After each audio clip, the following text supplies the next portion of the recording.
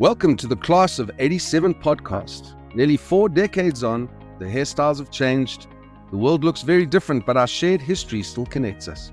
This series is about reconnecting with people who walked the Bryanston High corridors together in 1987, discovering the journeys, choices, and moments that followed. Today, we're joined by Annie Franke. So take a breath, a big breath. Rewind the tape and let's see where life took one of our own. In the studio today, we have David Hugo, we have Jackie Diera, we have Peter van Niekerk, we have Jenny Edelman, I'm Barry Bramley, and we're going to kick off. I'm going to hand over to Pete. Hi there, Annie. Hi, how are you? It's really good to chat to you. Yeah, 100%. You too. Okay, we're going to rewind the clock a little and ease ourselves back into Bryanston High School days. There's no right or wrong answer, just whatever comes to mind. Take your time. We'll see where the conversation goes. Lovely. How did you arrive in Bryanston High School? Okay, so my sisters and I went to Bryanston Primary along with Barry, Jackie, and a few others. And it was a feeder school to Bryanston High, and my sister went there, and we just followed suit from Sanitix to Matric. I think a lot of us did. Yeah. When you think back to Bryanston High, what's your first image or your memory? What comes to mind? School was a very happy time for me. I've listened to some of the podcasts, and for some people it wasn't. For me, it really was. I remember the sports field. I think running was the thing that landed up validating me and making me feel like I was something at school. So I remember that quite vividly. Also, the stage. I wasn't on the stage. I was backstage, but I remember many nights doing props and backstage, and that was a lot of fun. The Matric Dance Committee, that was awesome, getting the Matric dance ready for the year above. And yeah, very happy memories all around. It's actually funny that you say that about the stage and that. We used to have such amazing concerts and that. I'm not sure even who organized I know. it was amazing. I think, wasn't it Bert Nettling or something that did the production? I'm not sure who did it. Yeah. I just remember it was amazing and we did some really, really, really good things. Yeah. Anyway, let's move on to the next thing. What's the one thing you did at school that you might not want your kids to know? Okay. My daughter is very different than I am. She's not a party animal like I was, and she actually knows everything that I've been up to. I suppose the one thing that I did at school, I used to tell my mom that I was going to Carmen's house or to someone's house to stay the night, and then I'd go to Thunderdome till 3 a.m. So I think that would shock me terribly if she did that to me. I would be horrified. I think a lot of us did that. Yeah, for sure. Did you go on matric vacation? Yes. Who did you go with? Where did you go? So I went with my sisters. My older sister Louise had an older boyfriend at the time. We went to Sodwana Bay, and it was the first holiday. No parents, beach buggies, 10 cases of beer, lying on the beach and behaving like absolute reprobates, but it was awesome. No topless standing. Lots of that. Listen, after that run, I'm going to hand over to Barry. Barry. Deep breath. I can hear your voices. I know, it's a bit shaky. I mean, don't you know I was the only prefect at Bryanston that wouldn't stand on the stage and speak? Really? I was too nervous, yeah. I did not know that. And I'm a teacher, but I can talk to little people, just not big people. I get nervous. Where's still those little people that you remember? I know. So this section is called Rapid Fire. Jenny's going to come and do one a little later. Okay. But the goal is for you to answer with one sentence. Right. Yes or no even. Don't have to overthink it. Mm-hmm. You can take some time thinking about it before you go, because we'll just edit that out. Who are your closest friends at school, and are you still in touch with any of them?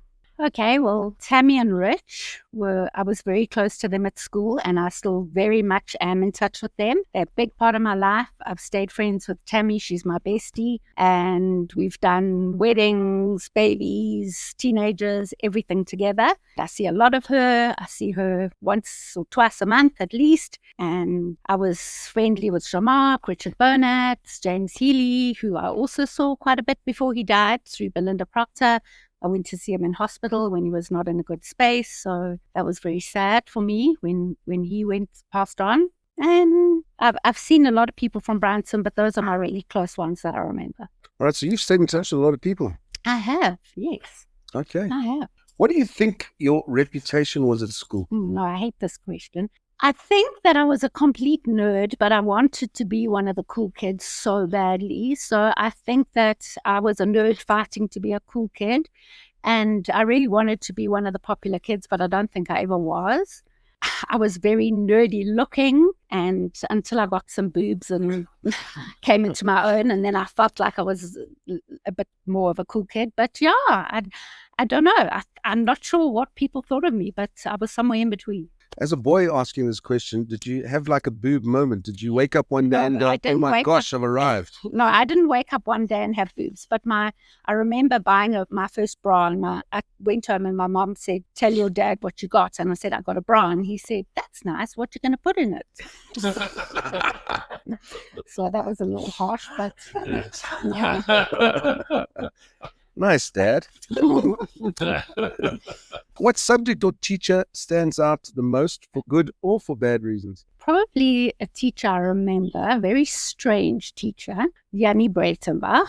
He was my science teacher in 6 and 7, and then I couldn't quite crack it with science after that, so I gave it up. But he was also my athletics coach, and he was actually a very kind person. He came 3 days a week and fetched me from home, took me to Rao, coached me athletics. He wasn't paid for it. Yeah, I thought he was a very strange, weird guy, but kind of kind. All right. Yeah. Annie? Yes. Carl's going to love this one. Did you ever date anyone at Bryanston High School? Yes, I did. I dated Jean-Marc Dubuisson. Yeah? And our little friendship group was quite incestuous, actually. Richard Letcher actually invited me to the matric dance, and Jean-Marc invited Tammy. And then a little while later, those two started dating. So then we had to swap partners. And they've been together ever since. And but I dated Jean-Marc, and I see him every now and again around town. But yeah, I still send him a birthday message every year on his birthday, 13th of December. But yeah, that was the only person I can remember dating. Only 2 people. Oh, you didn't date Rich. You just went to a dance? Yeah, I didn't date Rich, really. All right. Okay. Yeah. Were you ever involved in a physical fight? No, definitely not. I was too small and scrawny. I would never have been. No. Did you ever see one? No, nothing. I don't remember any fights at school. Do you? Yeah. Yeah. Yeah. You anyone? I was with 2. Oh. And last question for rapid fire. Do you remember Elon Musk? Not at all. I would love to have been married to him. No, you wouldn't. My life would have taken a different trajectory. With money. Yeah, just with money for no other reasons. But no, I don't remember him at all. Okay. Thank All right. Well, I'm going to hand you over to David Hugo. Perfect. Your voice quiver has gone. Well done. Oh, good. How are you, Dave? Oh, good. Thanks to you, Annie. Good, Oh, thanks. so, Annie, Yes. you're with me now. Yes, lucky me. Tell us, where have you lived since 1987, as in cities, countries? Okay, this is very boring. I've traveled a bit, but I've never lived anywhere else but in South Africa. Lived here all my life, pretty much in the north. And yeah, this is where I am. I haven't moved very far from where I started. Yeah, it's a great place to live. Yeah. And what's the one skill that you use now that Bryanston High School never taught you? Probably networking and relationship building. None of that. We were taught nothing really. I remember Jane saying that in her interview as well. In terms of business, like I've started a few businesses myself as well. And, we just kind of had to muddle along and learn that stuff. We were never taught it. I think it's better now. Certainly in our day, none of that. Yeah, I think relationship building and networking is very important. It's who you know when you're looking for jobs and opportunities. Yeah, I suppose you're learning it, but you don't know that you're learning it. Yeah. Exactly. Yeah, I suppose. And if your school self met your current self, what's the first thing your school self would tease you about? Oh, probably that I compete in high rocks competitions at the age of 56. Yeah. And that I did a bodybuilding competition. Yes.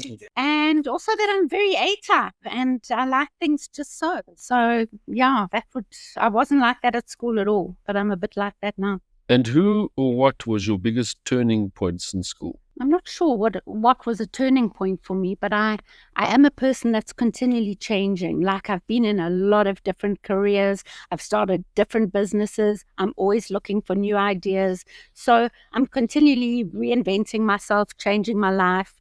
So I suppose it's me, that's been the biggest change. Okay. And what part of your work today would surprise your school friends the most? Probably being in teaching at the moment is that it's quite an insular profession.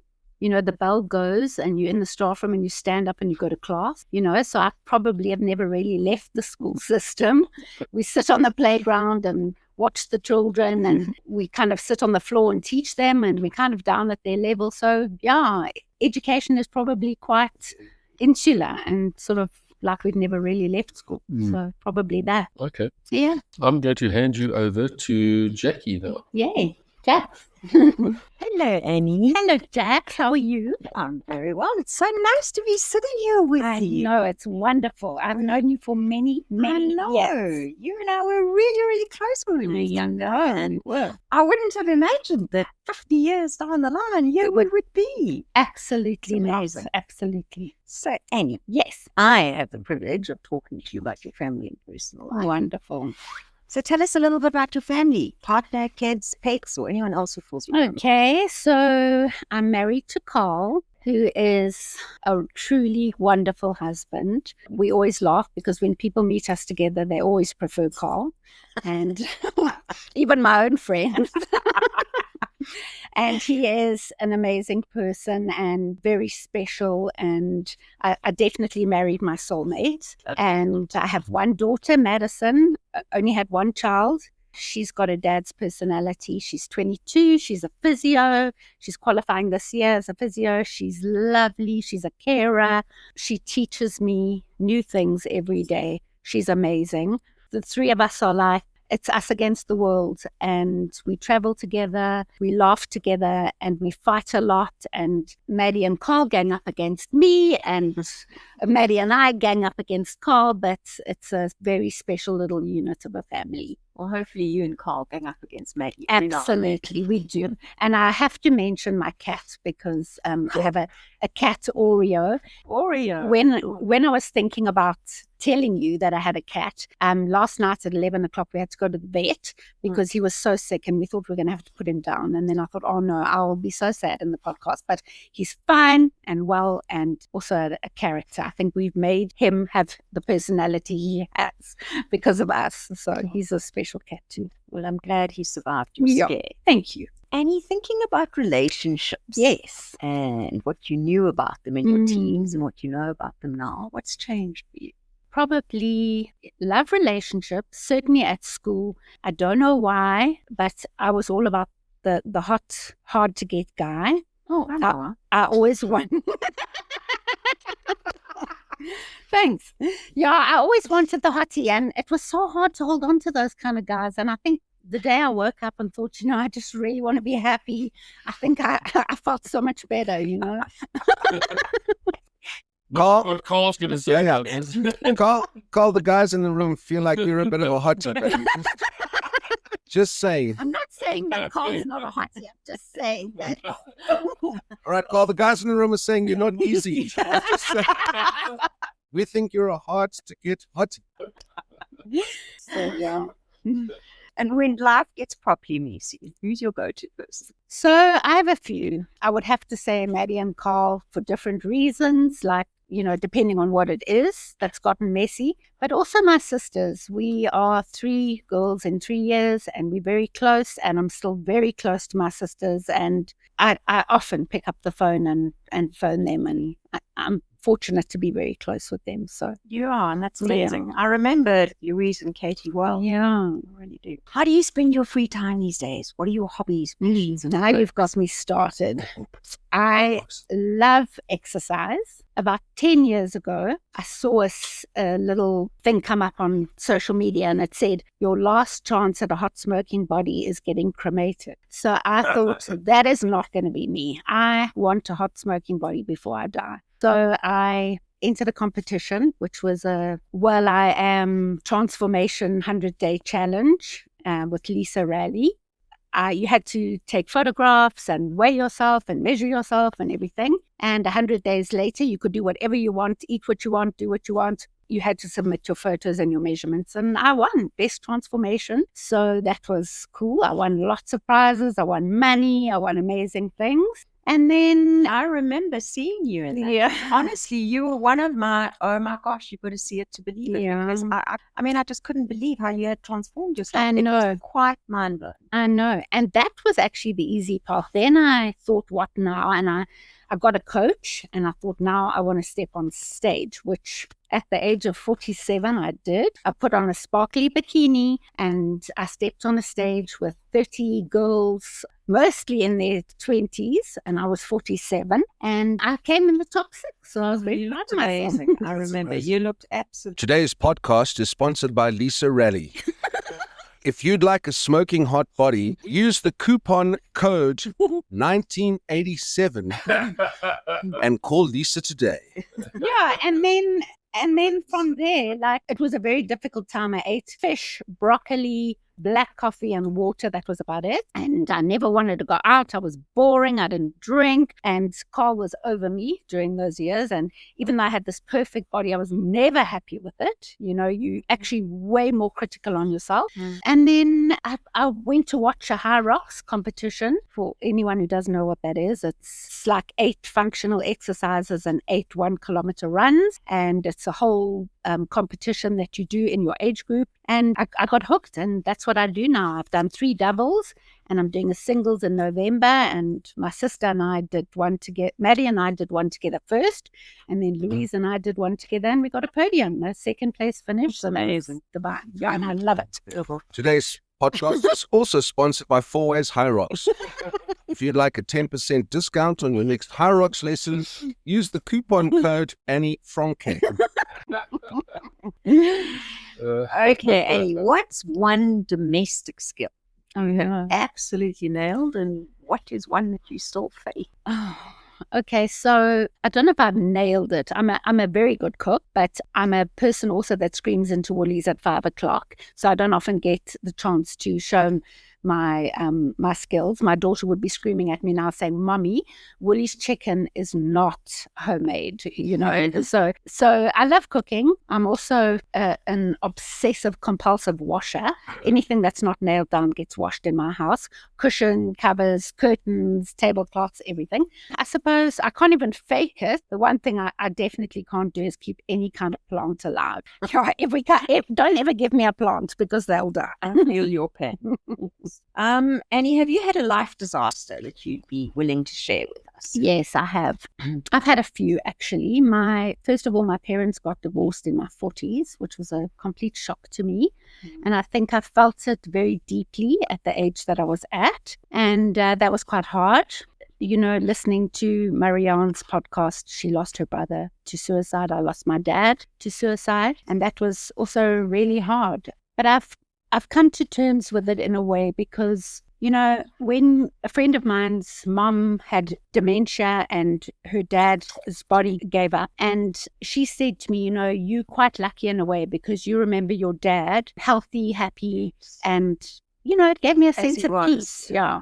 And then we also had a terrible hijacking, not to be like a prophet of doom, but when Maddie was young, she was about 6. And we lived in Parkmore, and 4 armed guys, we opened the gate to go out, and 4 armed guys ran in, tied the 3 of us up on the floor with TV wire, and there were 2 hours in our house, and it was R1.5 million insurance claim, and it was trauma. And I think it was very life-changing for us because we realized what was important, and it's not the jewelry and the money and those kind of things. And it kind of we simplified our life after that. We got rid of so much stuff, and we just live a much more simple life. And yeah, Carl also lost his brother to suicide, which was terribly sad. But I think all these things have kind of made us stronger as a family. And yeah that's all good. Thank you. Yeah. Thank you for sharing all of that with us. Pleasure. I'm now going to hand over to Jenny. Yay, Jenny. Hello, Annie. Hello, Jen. How are you? Fine. I think we saw each other last at school.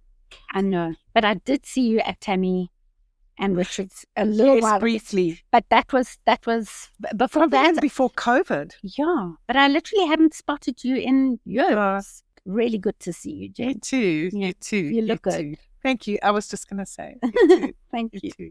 My honor is to ask you about your work and purpose. Okay. And this is a very interesting question. What did success look like to you in matric? Mm-hmm. And how has that definition changed now? Okay, I think probably in matric it was about chasing the dream, and funny that I should say money, and then I went into teaching where there definitely wasn't any of that there. Yeah, so I think my priorities at the time, I thought maybe I'd marry money, but that didn't happen. Carl. Sorry, Carl. Carl. He claims that I spent all his money when I met him. But yeah, I think I went into a hard profession where there isn't a lot of money, but at the same time it's very rewarding, and it's a wonderful profession. And and I'm not one of those people that went into teaching and stayed in teaching my whole life. I ran my own business a few times, and I started my own business a couple of times, and they were successful, and I did other things in between. So it's nice to go back to it at the end of my career as well, and it's rewarding, and you get a lot from those children. It's awesome.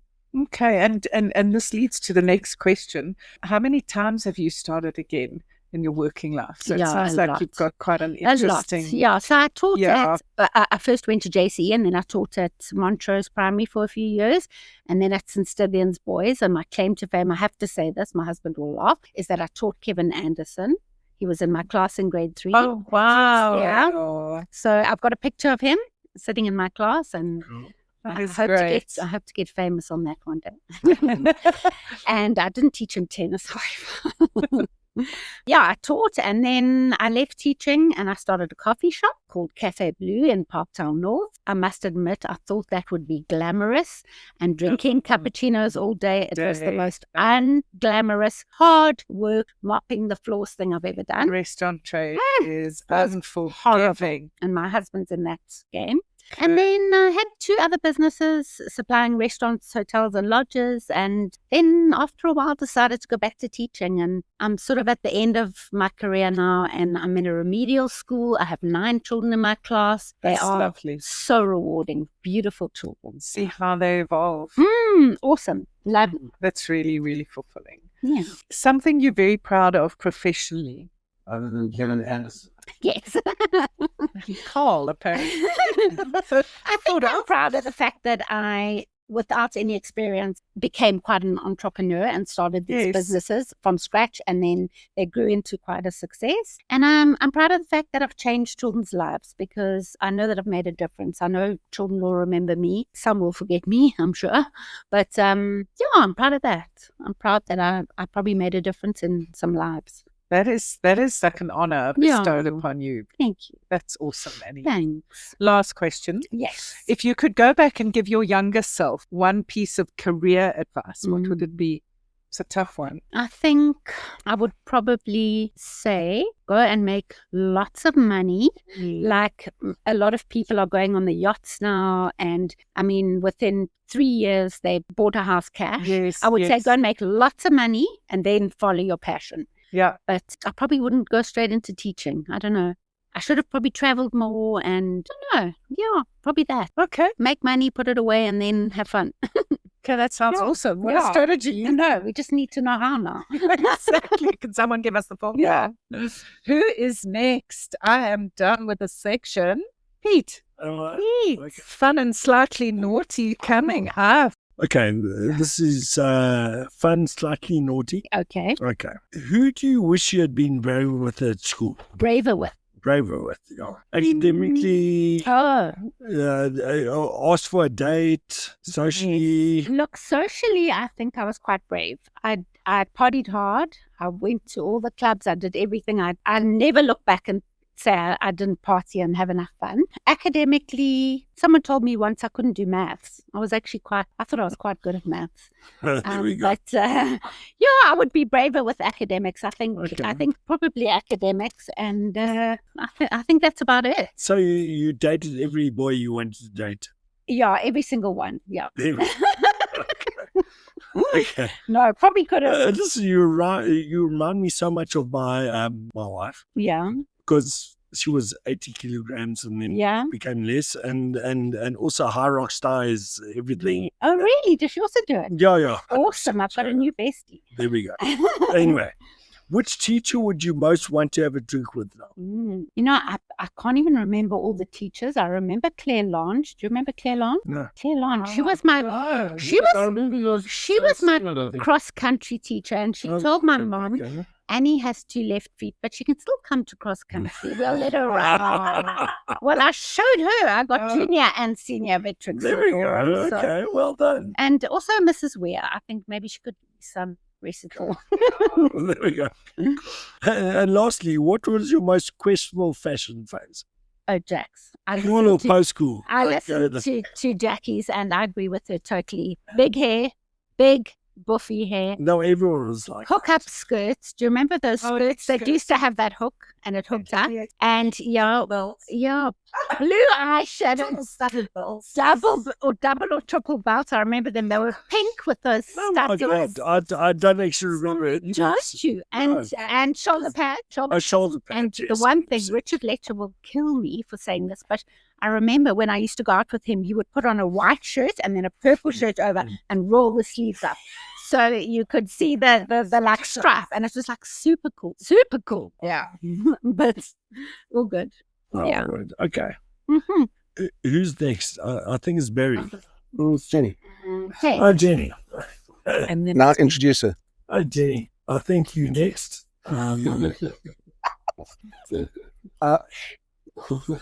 Pete's naughty and slurry section was bought by Bell's Whiskey.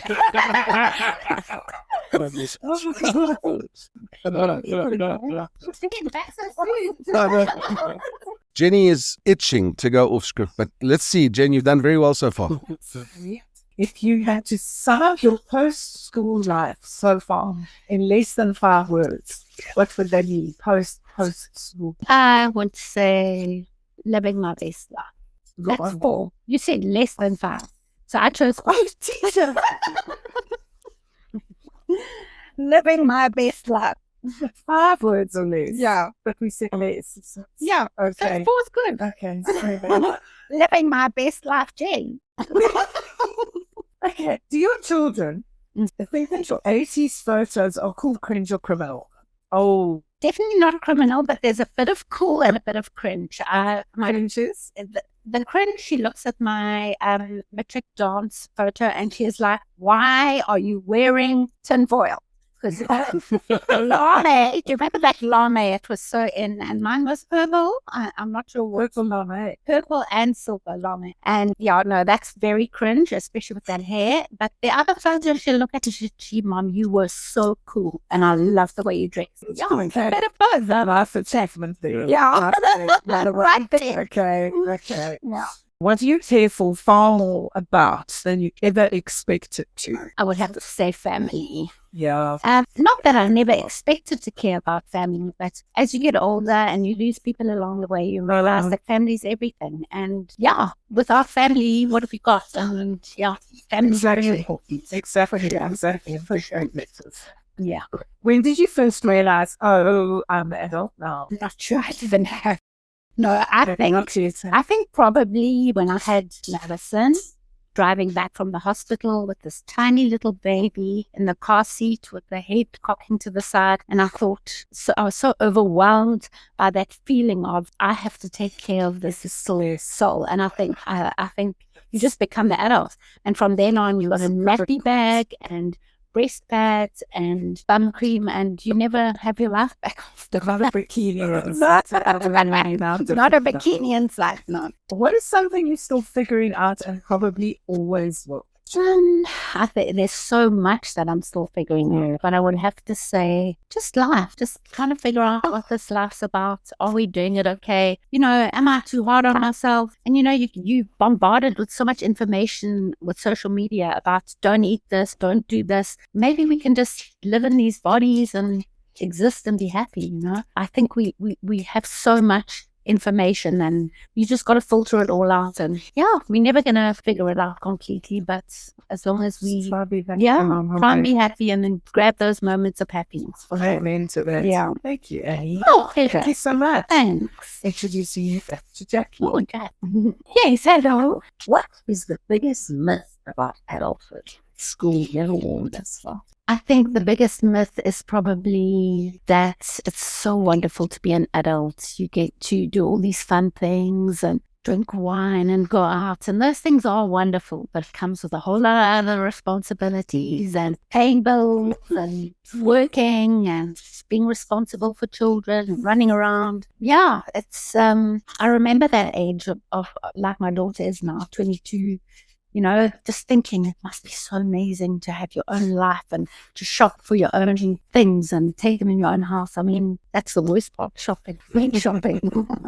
But yeah, adulthood comes with its hard times as well. Yeah, it's not fun as it is. Yeah. If you could say one thing to your younger self in your trip, what would that? Well, I've heard quite a few people say this, and I sort of agree with it. We're so wrapped up in hormones and emotions and what people think of us. And I've also learned that along the way, people actually, they don't really care about your life. They care more about their own. You walk around the gym thinking everyone's looking at you. They're not. They're looking at themselves in the mirror. And I would just say, enjoy every minute of your life. Be completely fearless. And yeah, live as if it's your last day. We're our own harshest critics. Yeah. It's so silly, isn't it? It is so silly.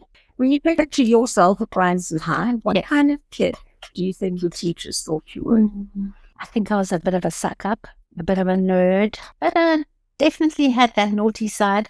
I remember when I was made a prefect, we were taken to the boardroom at Bryanston High, and they said we have to learn how to walk through the school with authority. And then they said, "Come, Thunderdome Queen, let's go." You walk through. And so I didn't realize the teachers knew that about me, but they clearly did. So I think they kind of liked me, but yeah, who knows what they really thought.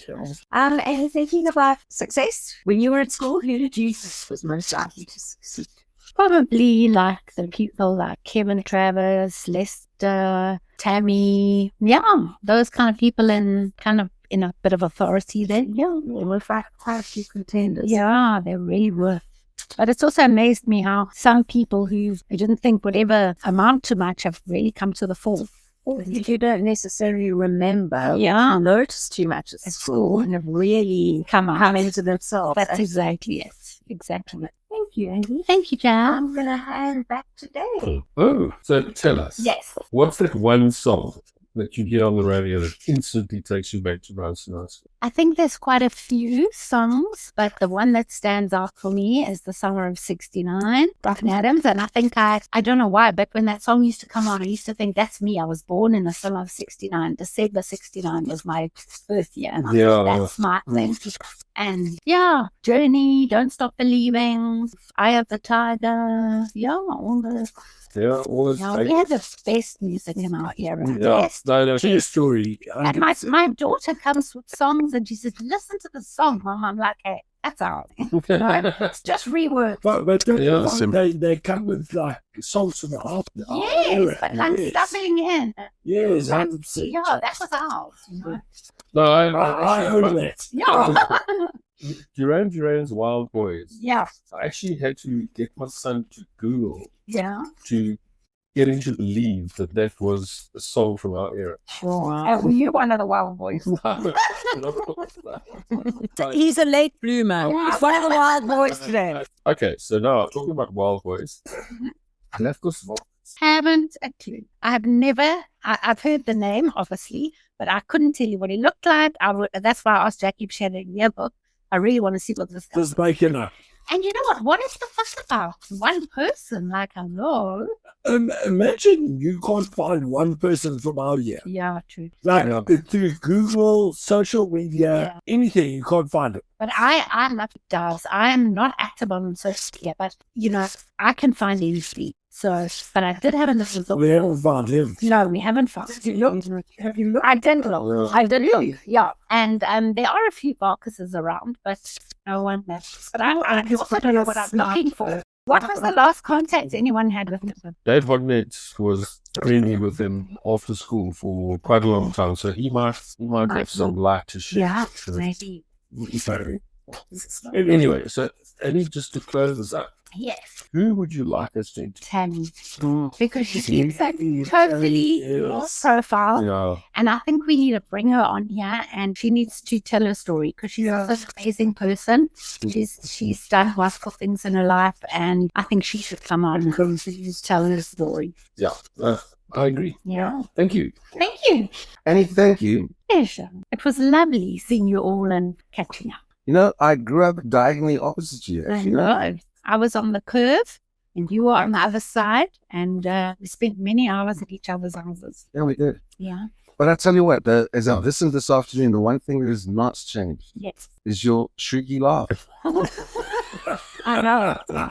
I've been told that quite a bit. That is so funny. Okay. It just took me right back to oh my God, this is definitely Annie. I Yeah. know. If I'd not seen you forever and I'd heard it, I've gone, yeah, that is. That's it. So thank you for coming in today to the Oh, it was studio. so awesome. I was so nervous and I don't know why. It was actually lovely. Yeah, it was. And I think you guys are amazing. And I think Class of 87, I've never heard of another group like it. Yeah. Absolutely. And I just wanted to say one thing. I wanted Lester to be here. So I wanted to ask him if he knows anything about what happened to my donut. He's a mystery soul. Yeah. And on that note, that's it for this episode of the Class of 87 podcast. Same school, same era, slightly different versions of ourselves. Thanks for joining us. And remember, no matter how far you roam, some part of you is still standing in those Bryanston corridors. We'll see you next time. Bring your memories, bring your laughs, and don't forget, while growing older is mandatory, growing up is optional.